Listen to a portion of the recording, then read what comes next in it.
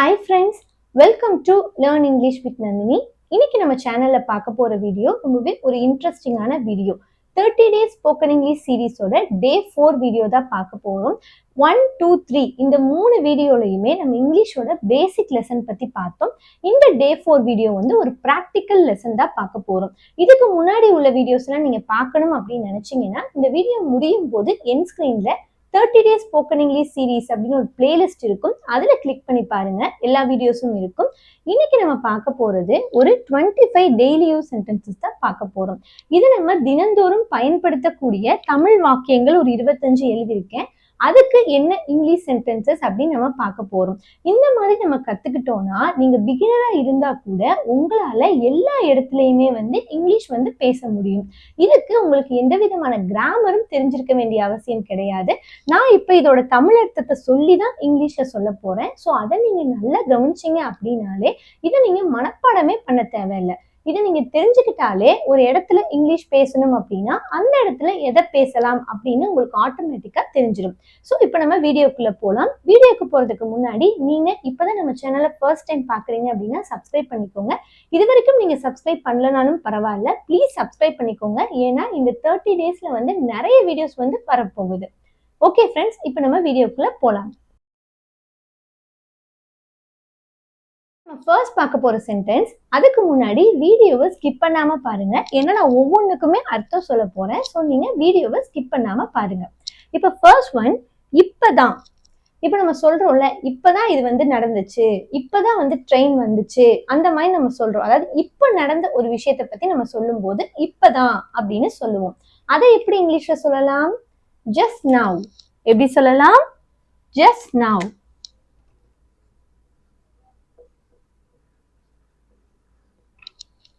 Just now அப்படின்னா இப்பதான் ஏதோ நடந்திருக்கு அப்படின்னு அர்த்தம். இப்போ அடுத்த சென்டென்ஸ், சீக்கிரம் வா. இப்ப நம்ம சொல்றோம்ல, இப்போ ஒரு இடத்துக்கு போறோம், நீ சீக்கிரம் வா அப்படின்னு நம்ம உங்க ஃப்ரெண்டையோ இல்லை யாரையோ நீங்க கூப்பிடணும். அப்ப எப்படி சொல்லலாம்? Come quickly. ஏன்னா வா அப்படின்னா கம், சீக்கிரம் அப்படின்றதுக்கு இங்கிலீஷ்ல வந்து குவிக் அப்படின்னு சொல்லுவோம். ஸோ இந்த இடத்துல கம் குவிக்லி. புரியுதா? இதெல்லாம் ரொம்பவே ஈஸியான சென்டென்ஸ் தான். அடுத்தது, அதை எடு. இப்ப நீங்க ஒரு இடத்துல உட்கார்ந்துருக்கீங்க, ஒரு பொருள் வந்து அங்க இருக்கு, நீங்க யார்கிட்டயோ சொல்லி அதை எடுக்க சொல்லணும். அதை எடுங்க அப்படின்னு நம்ம சொல்லணும். அதை எப்படி சொல்லலாம்? Take it. எப்படி சொல்லலாம்? Take it. இந்த வீடியோ முடியும் போது உங்களுக்கும் ஒரு 5 சென்டென்ஸ் நான் வந்து கொடுப்பேன், தமிழ் சென்டென்ஸ். அதோட இங்கிலீஷ் சென்டென்ஸை நீங்க தான் கமெண்ட் செக்ஷன்ல கமெண்ட் பண்ணணும். ஸோ வீடியோவை கவனமா பாருங்க. அடுத்தது, நன்றியுடன் இரு. இப்ப நம்ம ஒருத்தட்ட சொல்றோம்ல, இப்போ உனக்கு யாராவது ஹெல்ப் பண்ணா அவங்களுக்கு நீ வந்து நன்றியோட இருக்கணும் அப்படின்னு நம்ம சொல்லுவோம். ஸோ நன்றியுடன் இரு அப்படின்றதுக்கு இங்கிலீஷ்ல பி தேங்க்ஃபுல். எப்படி சொல்லலாம்? Be thankful.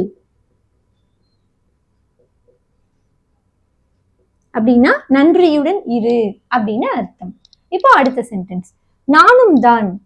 இப்போ ஒரு விஷயம் இருக்குல்ல, இப்ப ஏதோ ஒரு விஷயத்தை பத்தி பேசிட்டு இருக்காங்க, நானும் தான் இதுக்கு போறேன், இல்ல நானும் தான் இதை சொல்றேன். அதாவது உங்களையும் சேர்த்து ஒரு விஷயத்துக்கு சொல்றீங்க அப்படின்னா அதை எப்படி இங்கிலீஷ்ல சொல்லலாம்? Me too. எப்படி சொல்லலாம்? Me two.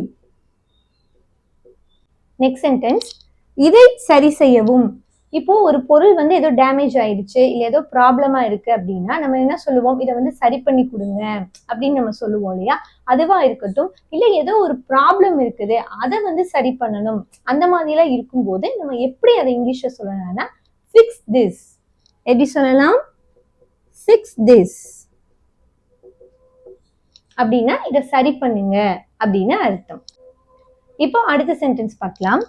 என்னிடம் காட்டு. இப்போ ஒரு பொருளை உங்க ஃப்ரெண்ட்ஸ் எல்லாம் வச்சு பார்த்துட்டு இருக்காங்க, நீங்க வந்து கேக்குறீங்க, அதை என்கிட்ட காட்டுங்க அப்படின்னு நீங்க சொல்லணும். அதை எப்படி இங்கிலீஷ்ல சொல்லலாம்? Show me. எப்படி சொல்லலாம்? Show me. அப்படின்னா என்னிடம் அதை காட்டு அப்படின்னு அர்த்தம். இப்போ அடுத்தது, தினமும். இது நம்ம அடிக்கடி பயன்படுத்துறது தான், நம்ம டெய்லி அந்த மாதிரி சொல்லுவோம்ல. ஸோ தினமும் அப்படின்னா எவ்ரிடே அப்படின்னு சொல்லலாம், டெய்லி அப்படின்னு சொல்லலாம். So daily. இப்போ அடுத்த சென்டென்ஸ், தூங்கப்போ. இப்போ நம்ம குழந்தைங்கிட்ட சொல்லுவோம்ல, லேட் ஆகுது நீ போய் தூங்கப்போ அப்படின்னு நம்ம சொல்லுவோம். அதை எப்படி இங்கிலீஷ்ல சொல்லலாம்? go to sleep. எப்படி சொல்லலாம்? go to sleep. புரியுதா? இப்போ அடுத்த சென்டென்ஸ். எனக்கு சோர்வாக இருக்கிறது. இப்ப நம்ம ஒருத்தட்ட சொல்றோம் எனக்கு ரொம்ப வந்து டயர்டா இருக்கு அப்படின்னு நம்ம சொல்லுவோம். அதுக்கு ஃபுல்லா இங்கிலீஷ்ல எப்படி சொல்லலாம்? I'm tired. எப்படி சொல்லலாம்? I am tired. இப்போ அடுத்த சென்டென்ஸ் பார்க்கலாம். அங்க உட்காரு. இப்ப நம்ம ஒருத்தட்ட சொல்லணும் நீங்க போய் அங்க உட்காருங்க அப்படின்னு ஒரு இடத்த காமிச்சு நீங்க வந்து சொல்லணும். அதை எப்படி இங்கிலீஷ்ல சொல்லலாம்? sit there. எப்படி சொல்லலாம்? sit there. இப்போ அடுத்த சென்டென்ஸ். ஓடாதே. இப்போ ஒருத்தரை பார்த்து நீங்க சொல்றீங்க நீங்க வந்து ஓடாதீங்க அப்படின்னு நம்ம சொல்லணும். இது நம்ம எல்லாருக்குமே தெரிஞ்சதுதான். ஓடாதே அப்படின்னா don't run. ஏன்னா ரன் அப்படின்னா வந்து ஓடுறது. ஸோ அதுக்கு முன்னாடி நம்ம டோன்ட் சேர்த்துட்டோம் அப்படின்னா ஓடாதே அப்படின்னு அர்த்தம். இப்போ அடுத்த சென்டென்ஸ். இதை செய். இப்போ ஒரு விஷயத்த வந்து ஒரு தட்ட நம்ம சொல்றோம் இதை வந்து பண்ணுங்க அப்படின்னு நீங்க சொல்லணும். அதை எப்படி இங்கிலீஷ்ல சொல்லலாம்? do it. எப்படி சொல்லலாம்? do it. இப்போ அடுத்த சென்டென்ஸ் பார்த்துடலாம். எச்சரிக்கையாக இரு அப்படின்னா இப்போ நம்ம ஒருத்தருக்கு வந்து அட்வைஸ் பண்றோம் நீ வந்து எச்சரிக்கையா இருக்கணும் நீ ரொம்ப கவனமா ஜாக்கிரதையா இருக்கணும் இந்த மாதிரி நம்ம சொல்லுவோம் இல்லையா? அதை எப்படி இங்கிலீஷ்ல சொல்லலாம்? be cautious. எப்படி சொல்லலாம்? be cautious அப்படின்னா எச்சரிக்கையா இரு கவனமா இரு ஜாக்கிரதையா இரு இது எல்லாத்துக்குமே நம்ம வந்து இதை சொல்லலாம். be cautious அப்படின்னா எச்சரிக்கையாக இரு அப்படின்னு அர்த்தம். இப்போ அடுத்த சென்டென்ஸ். இப்பொழுதே. இப்ப நம்ம ஃபர்ஸ்ட் சொன்ன மாதிரி இப்பதான் அப்படின்னு சொன்னோம் இல்லையா? just now. அதே மாதிரிதான் இப்பொழுதே அப்படின்றத right now. இப்பவே எனக்கு நீ ஒரு வேலை செஞ்சு கொடு இப்பவே செய் அப்படின்னு நம்ம சொல்றோம்ல. சோ அதுக்கு வந்து right now.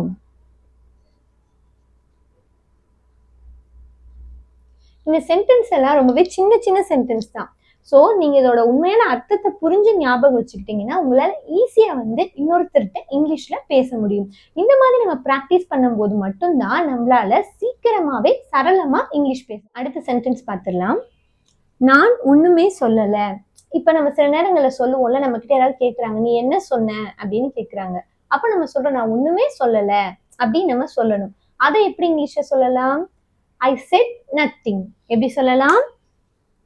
I said nothing அப்படின்னா நான் ஒண்ணுமே சொல்லல அப்படின்னு அர்த்தம். இதெல்லாம் நம்ம அடிக்கடி பயன்படுத்துற சென்டென்ஸ் தான். இப்ப அடுத்தது பாருங்க. அவனை நம்பாதே. இப்ப நம்ம ஒருத்தட்ட சொல்லணும் உங்க ஃப்ரெண்டுக்கே ஏதாவது அட்வைஸ் பண்ணணும் நீ வந்து அவனை நம்பாத அப்படின்னு சொல்லணும். அதை எப்படி இங்கிலீஷ்ல சொல்லலாம்? don't trust him. எப்படி சொல்லலாம்? don't trust him. ட்ரஸ்ட் அப்படின்னா வந்து நம்பிக்கை. ஸோ டோன்ட் அப்படின்னா நம்பாத. இந்த இடத்துல அவனை அப்படின்றதுனால நான் ஹிம் போட்டிருக்கேன். ஓகேவா? இப்போ அவளை நம்பாதே அப்படின்னு சொன்னோம்னா டோன்ட் ட்ரஸ்ட் ஹெர் அப்படின்னு சொல்லணும். ஓகேவா? இந்த மாதிரி சின்ன சின்ன நம்ம மாற்றம் செஞ்சாலே ஒரு சென்டென்ஸை வச்சு நிறைய சென்டென்ஸை நம்மளால உருவாக்கி பேச முடியும். இப்போ அடுத்த சென்டென்ஸ். என்னை கோபப்படுத்தாதே. இப்ப நம்ம சில நேரங்களை சொல்லுவோம்ல என்னை கோபப்படுத்தாத என்னை டென்ஷன் ஆக்காத அந்த மாதிரிலாம் நம்ம சொல்லுவோம். அதை எப்படி இங்கிலீஷ்ல சொல்லலாம்? உங்களுக்கு தெரிஞ்சது அப்படின்னா என் கூட சேர்ந்து நீங்களும் சொல்லிட்டே வாங்க. ஸோ என்னை கோபப்படுத்தாதே அப்படின்னா டோன்ட் மேக் மீ ஆங்க்ரி. எப்படி சொல்லலாம்? டோன்ட் மேக் மீ ஆங்க்ரி அப்படின்னா என்னை கோபப்படுத்தாதே அப்படின்னு அர்த்தம். ஸோ இந்த மாதிரி செய்யாத சொல்லாத என்னை வந்து கோபப்படுத்தாத இந்த மாதிரிலாம் வந்துச்சுன்னா நம்ம டோன்ட் வந்து சேர்த்துக்கணும். ஓகேவா? ஏன்னா இது வந்து நெகட்டிவ் சென்டென்ஸ். இப்போ அடுத்த சென்டென்ஸ். பயணம் எப்படி இருந்தது? இப்போ உங்க ஃப்ரெண்ட் வந்து ஒரு டூர் போயிட்டு வந்திருக்காங்க இல்ல ஒரு ஊருக்கு போயிட்டு வந்திருக்காங்க. ஸோ நம்ம வந்து அவங்கள பார்த்தோன்னா எப்படி கேட்போம்? உங்களுக்கு எப்படி இருந்துச்சு ஜேர்னி எல்லாம் எப்படி இருந்துச்சு அப்படின்னு நம்ம கேட்போம். அதை எப்படி இங்கிலீஷ்ல ஃபுல்லா கேட்கலாம் அப்படின்னா how was the journey. ரொம்பவே ஈஸினா இனிமே இதை நீங்க ப்ராக்டிஸ் பண்ணி இனிமே கேட்டு பாருங்க. how was the journey அப்படின்னு கேட்கலாம். அப்படின்னா உங்க பயணம் வந்து எப்படி இருந்துச்சு? how was the journey அப்படின்னு ஈஸியா கொஸ்டின் கேட்கலாம். இப்போ அடுத்த சென்டென்ஸ். உனக்கு என்னை பிடிக்கவில்லையா? இப்ப நம்ம ஒருத்தட்ட வந்து கேட்கணும் என்ன உனக்கு பிடிக்கலையா அப்படின்னு நீங்க கேட்கணும். அதை எப்படி இங்கிலீஷ்ல கேட்கலாம்? Don't you like me. எப்படி கேட்கலாம்? டோன்ட் யூ லைக் மீ அப்படின்னா டோன்ட் யூ லைக் மீ அப்படின்னா என்ன உனக்கு பிடிக்கலையா அப்படின்னு அர்த்தம். இப்போ அடுத்த சென்டென்ஸ், உனக்கு அது தெரியாதா. இப்போ ஏதோ ஒரு விஷயமா இருக்கட்டும், இல்ல ஏதோ ஒன்று செய்யறதா இருக்கட்டும், நீங்க இன்னொருத்தட்ட கேட்குறீங்க, உனக்கு அது தெரியாதா அப்படின்னு கேட்கணும். அதுக்கு எப்படி கேட்கலாம்? Don't you know that. எப்படி கேட்கலாம்? டோன்ட் யூ நோ தட் அப்படின்னா உனக்கு அது தெரியாதா. டோன்ட் யூ நோ தட் அப்படின்னா உனக்கு அது தெரியாதா அப்படின்னு அர்த்தம். இப்போ அடுத்த சென்டென்ஸ், உங்களுடைய அக்கறைக்கு நன்றி. இப்போ நம்மளை பத்தி நம்ம கிட்ட வந்து ஒரு நல்ல விதமா ஒருத்தர் வந்து சொல்றாங்க, நீங்க இந்த மாதிரி இருங்க அப்படின்னு ஒரு அட்வைஸ் கொடுக்குறாங்க.